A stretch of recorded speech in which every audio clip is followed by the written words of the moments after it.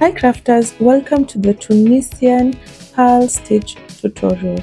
This is part 2. The first one was the Tunisian knit stitch tutorial. You can find the tutorial on the crochet tutorials playlist.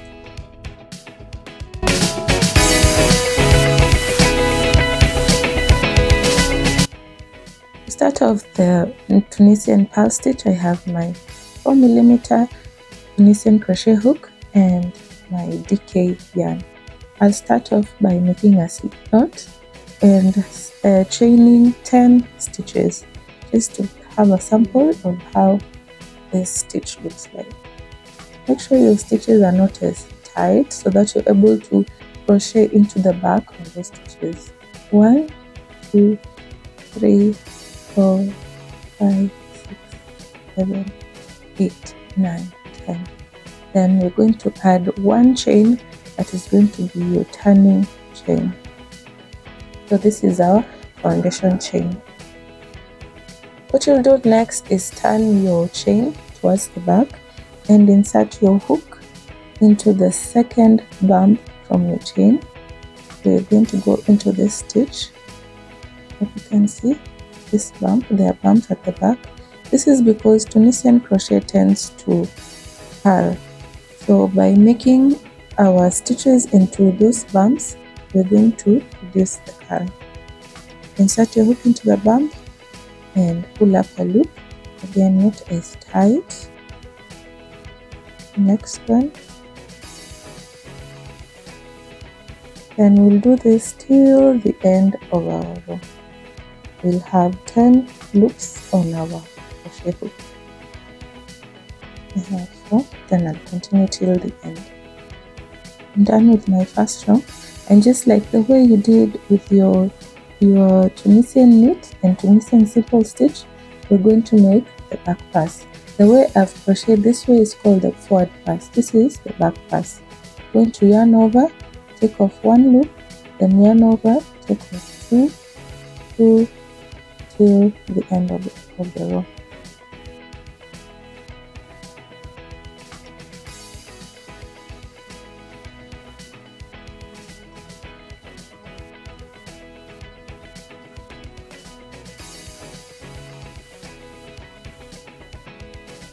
Once you get to the end of the row, this is the way your project will look like. If you can see. Then as you crochet, you'll notice you have bars, vertical bars on your project. These bars are where we're going to insert our stitches in. So we have this bar and the one at the back. Bars running all through. Then remember the stitch you've made first, that is already a work stitch, so you're going to skip the first bar and work into the bar, the next bar.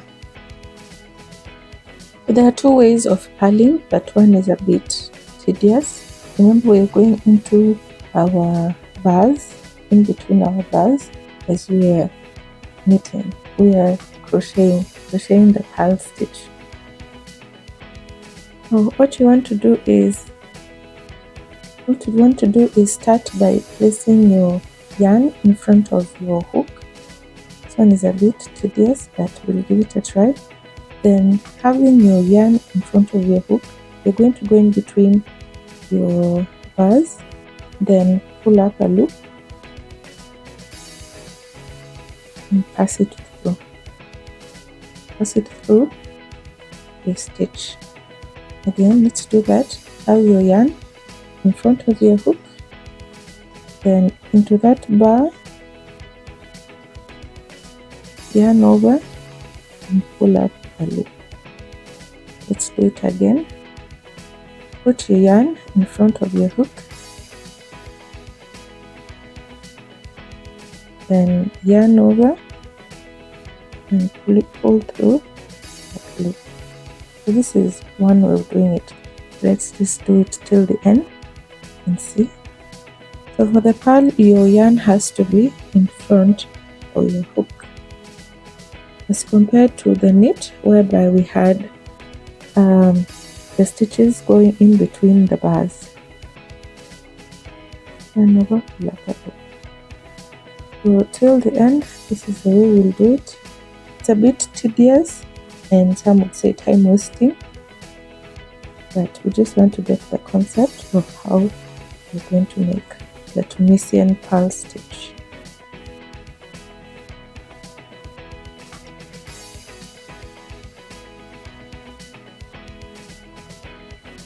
Then we have the last stitch.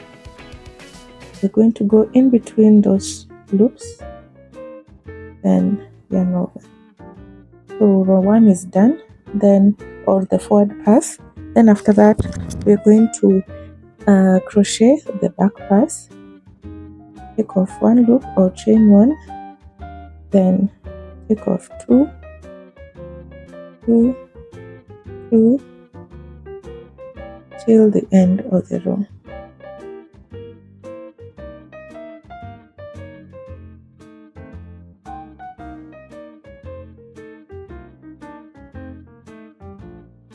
We're done with our second row. Basically, this is the way it looks like, and we have our bumps. Remember, purling makes bumps. Here are our bumps.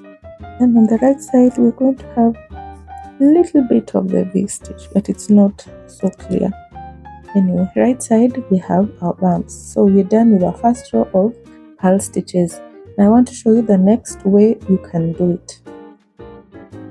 For the other technique, which is a bit quicker but takes some practice to master, making sure that your yarn again is in front of your hook. You're just going to pull this like this. It's at the front. Then from here, skipping our first vertical bar, we're going to insert the hook into the second one. Then from here, yarn over, pull up a loop. And then we have our bump. Let's do that again. Pull your yarn using your hook, then insert into the bar. You can still do it this way, hold it and yarn over. Then we have our next purl stitch. Let's do it again till the end, making sure our yarn is at the front, then inserting into the bar, then yarning over and pulling through. Please watch carefully the way my hook is twisting around so that you're able to accomplish this stitch. So hook, yarn is at the front, then into the bar, then yarn over. You can use your thumb to hold that stitch, then pull up a loop till the end. Let's do it again.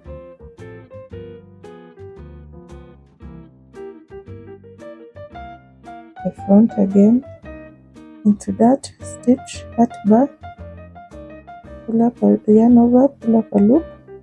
That's it. Basically, that's the way you make your Tunisian purl stitch. It takes a bit of practice to get the hang of it, but once you do, it's a beautiful stitch. Front and yarn over, pull up a loop, and the last two.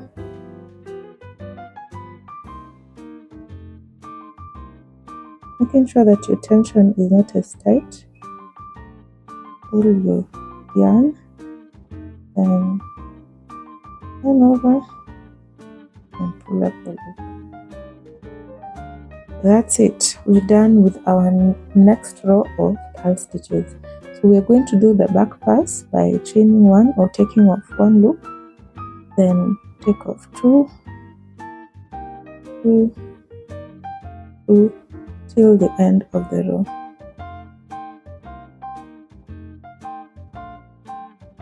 I want to show you the last time how we are going to accomplish this stitch.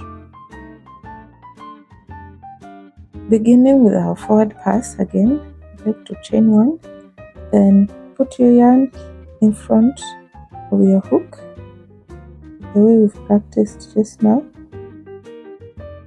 then pull it, then into your first stitch, then yarn over. The next stitch, pull your yarn, insert it there, yarn over and pull through, making sure that your tension is not tight. Pull the yarn, the front, yarn over, pull through.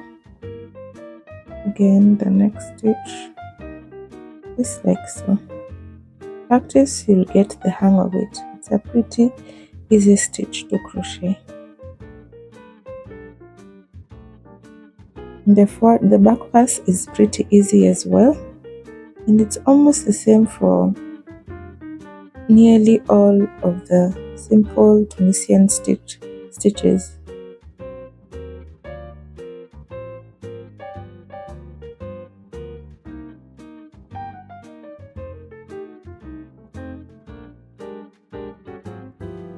Pull it to the front, then yarn over, pull up a loop, the front,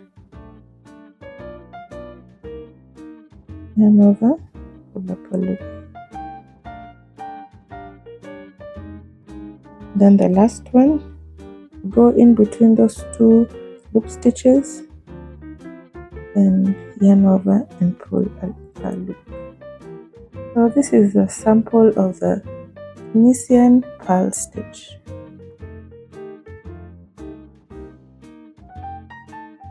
Next, I'll be doing the back pass. Sorry about the lighting. This yarn tends to bounce off light. I hope you can see.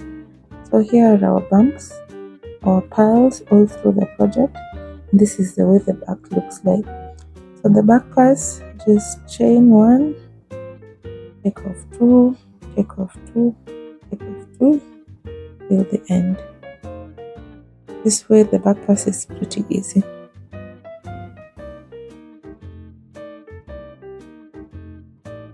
So you keep practicing till you get the hang of how to make the Tunisian purl stitch.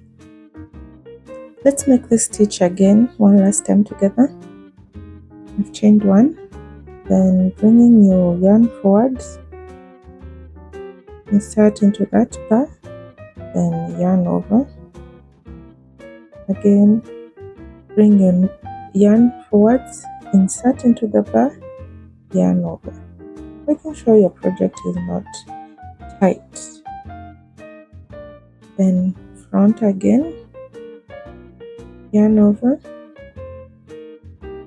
bring it out, bring it to the front again, then yarn over, pull up a loop, bring it forwards again, yarn over, pull up a loop. So it's not difficult when you get the hang of it. Use your thumb, use your fingers to help you manage that stitch, that yarn. Bring it to the front and yarn over, pull up a loop. Bring it to the front again, yarn over, pull up a loop. Then the last stitch, go into those loops, yarn over, pull up a loop. Then from here, I'm just going to do the back pass. From my observation, the purl stitch doesn't curl as much as the knit stitch. This one is really curled. This one is more flat, and it has beautiful texture if you compare the two. This is the Tunisian knit stitch, and this is the Tunisian purl stitch. We have our bumps on the right side. I truly hope you've enjoyed part 2 of the Tunisian purl stitch. Please remember to support my channel by liking, commenting, sharing and subscribing. See you on the next one, crafters.